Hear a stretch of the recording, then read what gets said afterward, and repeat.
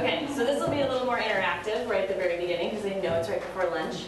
So I was kind of curious who's in the room right now. And as I talk through my presentation, you'll get a better understanding of why I'm asking these questions. Let's see, first off, who here is still awake? Okay, the hands work, that's good. There's some like barely awake. Then, okay, who lives in Whatcom County? All right, that's a majority. What about in British Columbia or Canada? We only have one remaining Canadian. Way to represent. We get to eat first. What about elsewhere in Washington State? Folks from out of Whatcom County. Awesome. Thank you for joining us here today. And then, how about last one? Who lives in the Bertrand Watershed? Which is not me. Excellent. Awesome. And do we have? I think we have some folks from Linden or Fish Trap or Cam areas. Excellent. Awesome. Thank you everybody for joining us today. All right, then next question, since your arms have been tested. Who here works for a state, federal, or local agency? A lot of agency folks today. Perfect. That's great. I get to talk to all of you. That's exactly what I wanted. How about nonprofits working towards water quality? A few nonprofits in the room. Excellent. And then concerned or interested citizens, and I hope that we all are.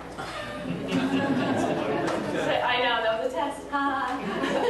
Some of you passed. Excellent. Great, so that's a little bit of who's in the room, and that's wonderful to see and hear.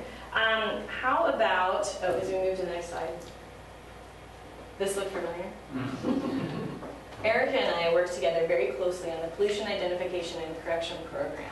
And what that means is, while her office is very closely monitoring the fecal coliform counts in the rivers and streams, she's giving that data to us. We're trying to disseminate that to our landowners. And then I'm creating and developing outreach strategies that will engage landowners in that information to take all of the good science that all these people have represented here today and bring a social component to that.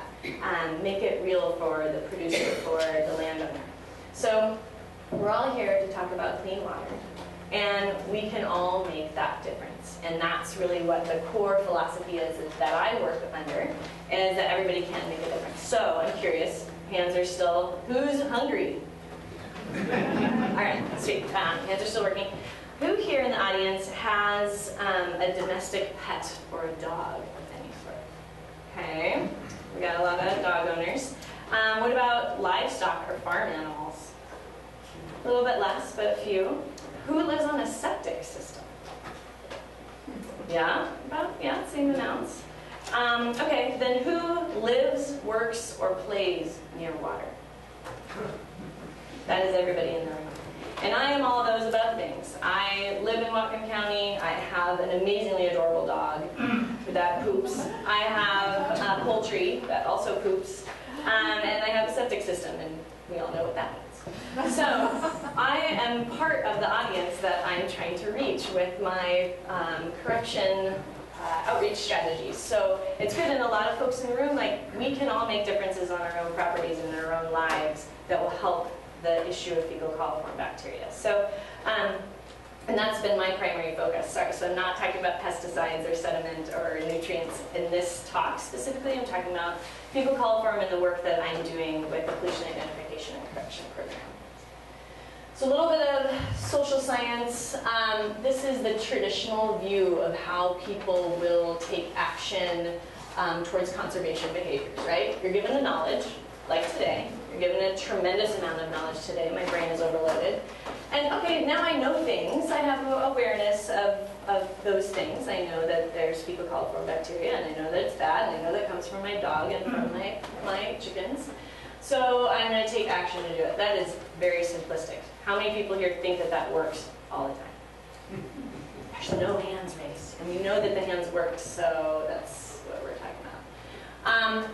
So I will talk a little bit about the social psychology behind two different theories, the theory of planned behavior and the value, belief, norm theory, which are both tested, proven methods of promoting conservation behaviors. And what they've found is there's three primary influencers or components of individuals that will predetermine whether they're going to take on a conservation behavior.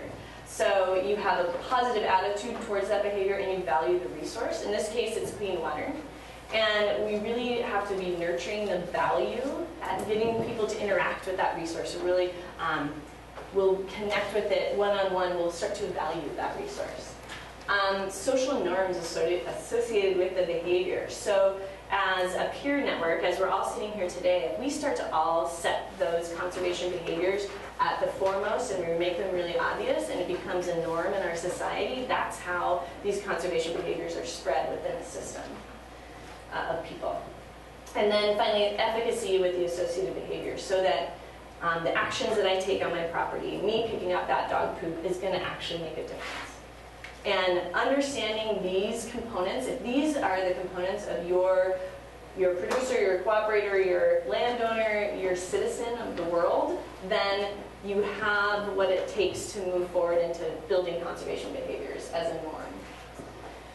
So moving from those, we look to encourage these. And I think the Conservation District really tries our best to nurture these sorts of components. So individuals that have all of these three, or some of them, then they need to feel that their values are threatened. So when we're talking about water quality, we've just shown that the water quality results over the past few years have started to really decline. So the value of clean water is currently threatened. And so bringing that awareness to an outreach campaign will then further that leading to a sustainable behavior change. So then the individual needs to definitely believe that the benefits of adopting that behavior outweigh the barriers. So the Conservation District works really hard to try to remove some of those barriers. And in a lot of cases, it's through technical and financial assistance. So if the barrier is, I don't have the money to put in a fence, and I don't have the knowledge to where to put my manure storage, that's what we provide. So we are removing those barriers and giving tools for adoption, so that technical and financial support. So giving folks somebody to bounce ideas off of, and the tools to move forward successfully will provide that efficacy that they need in their associated behavior and lead to this sustainable behavior change. So this concept, these ideas are what we're fundamentally trying to build in the Pollution Identification and Correction Program in partnership with Whatcom County Public Works. But I also think that all state and agency folks can think about this as you develop any of your outreach strategies. So in building that, we've thematically built in outreach, education, and engagement in order to really nurture those values that we just talked about. So simple outreach concepts. You probably have all had mailings, websites, newsletters, brochures, fact sheets. Most agencies come up with those, right? Pretty straight and simple. That's an informationally based campaign. And you get to reach a lot of people, but the engagement is pretty low. So in creating pieces like this, they give a lot of information, but the adoption of behaviors won't come just from this. So community education. Events like this, hey, community education, it's happening right now. And these involve the individual, involve the participant a lot more. And so we're trying to create closer one-on-one interactions with landowner meetings. And then additionally, if there's tours, workshops, conferences, this is then a closer engagement to create those, to nurture those values and to show efficacy in those conservation behaviors while building a peer support network. So I think building off of existing community events is a great way to go, and we're really trying to work through that. I just think that this is a happy farmer that worked with us because they were given the tools that they needed through one-on-one interactions. So community engagement. This is what we're really trying to work on here, and I have, along with many other folks, we've developed a stream team and a backyard monitoring team. So we need folks in the community that understand the issue at hand, value that resource, have the background and information they need to talk to others to really create a social norm surrounding those conservation behaviors. So we have a stream team that's that is storm chasers, actually. And there were some in the room earlier, some of my storm team, but I think that they may have failed. We ran a volunteer water quality monitoring training 2 weeks ago, and we had 48 people show up. There are 48, at minimum, people in Whatcom County that are wanting to help with this process.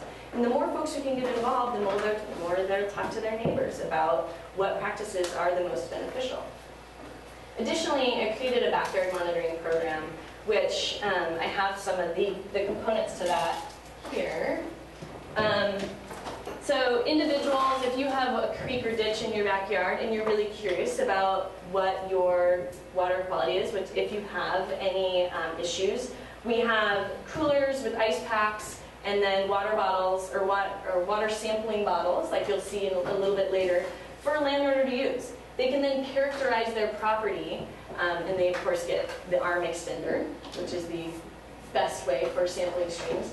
And you can start to characterize your own property. We're encouraging landowners to sample at the top of their property and then at the bottom, see if there's any changes. Educate themselves on it. Start to value that resource, connecting with the land a little bit more. And I found the biggest barrier for folks adopting this, I've actually had 15 people sign up for it, and about 7 of them have used it. So a lot of folks aren't going out there and quite testing it yet. And I think it's that you have to engage with your own land in a different manner, and maybe it's a little bit intimidating. So we're hoping to bridge that barrier. But this allows you to have efficacy in your actions and further your own knowledge of your own property. And so through both the volunteer water quality monitoring that we're doing with our storm team and then this backyard monitoring, we're really hoping to engage the community in this resource, to find efficacy in their actions and to value those resources enough to create those sustainable behaviors that are lasting. And that's spread through a peer support network. So if you're interested in this landowner water quality sampling program and you're in the Bertrand watershed or any of the Nooksack drainages, get a hold of me, because that's available to you. And in addition to that is the technical and financial assistance that the Whatcom Conservation District offers. And through the Whatcom County PIC program, we're offering some really substantial barrier reducers as far as financial barriers are concerned, and in focus areas that are specific. So you can talk to us directly about which areas are eligible for this, but there's also a lot of different types of organizations and funding opportunities to help landowners overcome that financial barrier. And additionally, the Whatcom Conservation District will always come out to anybody's property and do a free confidential farm planning. And that's what we are trying to provide, the tools and the resources for everybody to help nurture their own conservation behaviors. And the district that's our priority right now.